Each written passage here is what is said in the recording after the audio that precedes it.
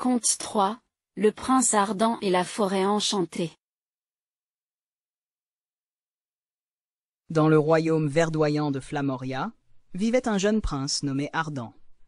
Sa bravoure et sa gentillesse faisaient de lui un héritier aimé de tous, et il avait un lien particulier avec la forêt enchantée. Un endroit magique où la nature semblait vivre en harmonie avec la magie du royaume. Un jour, cette harmonie fut brisée. Une sorcière maléfique, nommée Zéphira, jeta un sort sur la forêt, plongeant ses arbres majestueux dans une obscurité menaçante. Les fleurs perdirent leur couleur éclatante, les rivières se figèrent, et un silence inquiétant remplaça les mélodies des oiseaux.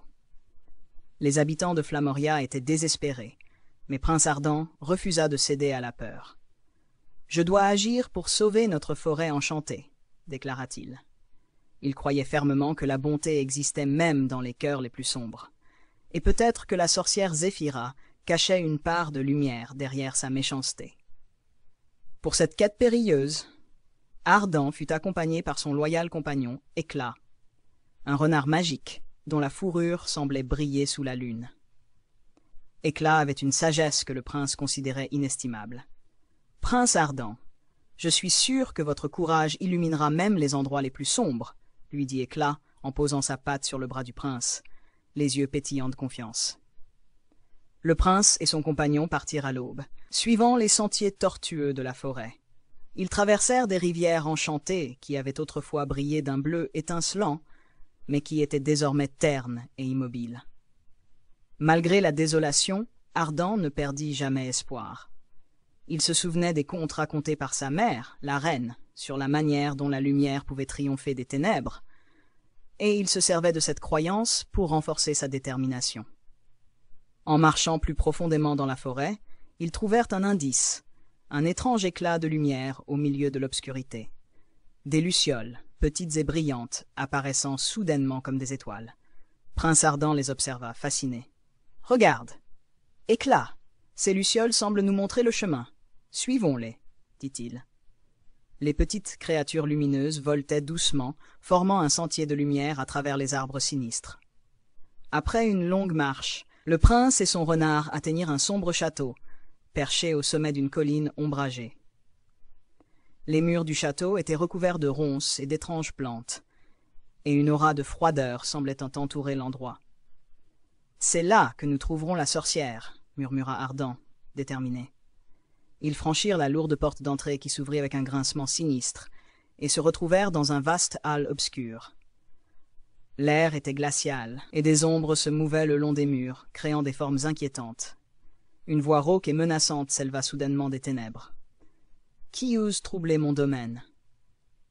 La sorcière Zéphira apparut, ses yeux flamboyants d'une lueur sinistre. « Je suis le prince Ardent, » répondit-il, sa voix forte, mais empreinte de douceur.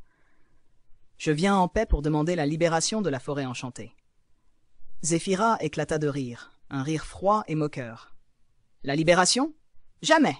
Cette forêt m'appartient désormais, et elle restera sous ma domination, » dit-elle, levant une main pour invoquer une puissance obscure.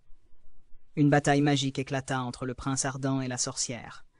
Zéphira projetait des sorts sombres, remplis de colère, mais le prince utilisait sa lumière intérieure, renforcée par sa foi en la bonté et son amour pour sa forêt. Les éclairs de magie illuminaient le hall sombre, chaque impact résonnant comme un grondement de tonnerre. Malgré les attaques de la sorcière, Ardent ne cherchait pas à la détruire. Au lieu de cela, il tentait de l'atteindre avec ses mots, de lui parler d'une voix empreinte de compassion. « S'il vous plaît, laissez la lumière et la beauté retrouver leur place dans notre forêt. Je crois qu'il y a de la bonté en vous, Zéphira.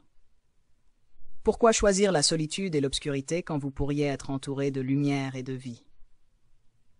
Les paroles du prince, pleines de sincérité, commencèrent à percer l'armure de la sorcière. Ses mains, autrefois levées pour attaquer, s'abaissèrent lentement.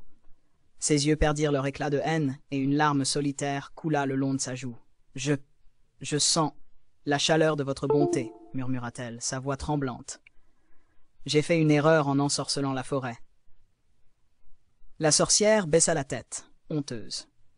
Les ténèbres qui l'entouraient commencèrent à se dissiper, et avec un geste hésitant, elle leva le sortilège. La forêt, en écho à cette transformation, commença à changer. Les arbres reprirent leur éclat, les fleurs s'épanouirent, et les oiseaux recommencèrent à chanter. La lumière du soleil perça enfin les nuages sombres, illuminant le château et la forêt environnante. Éclat, observant la transformation, bondit de joie. « Prince Ardent, vous avez sauvé notre forêt !» s'exclama-t-il. Ardent sourit, un sourire plein de soulagement et de satisfaction. La sorcière Zéphira, émue, s'agenouilla devant le prince. « Merci, prince Ardent, de m'avoir rappelé qui je suis vraiment. J'avais oublié la beauté de la lumière et de l'amour. Vous m'avez sauvé, tout comme la forêt. » Prince Ardent tendit une main amicale vers elle. « Il n'est jamais trop tard pour changer. Rejoignez-nous, Zéphira. Nous pouvons protéger cette forêt. » Les habitants de Flamoria, apprenant la nouvelle, se rassemblèrent à l'orée de la forêt pour accueillir leur prince victorieux. Ils célébrèrent avec des chants et des danses, reconnaissant envers Ardent pour son courage et sa gentillesse. Grâce à son cœur pur et sa détermination, la splendeur de la forêt enchantée était restaurée, et même la sorcière Zéphira trouva une place parmi eux, ayant appris que la lumière pouvait toujours triompher des ténèbres, tant qu'il restait quelqu'un pour y croire.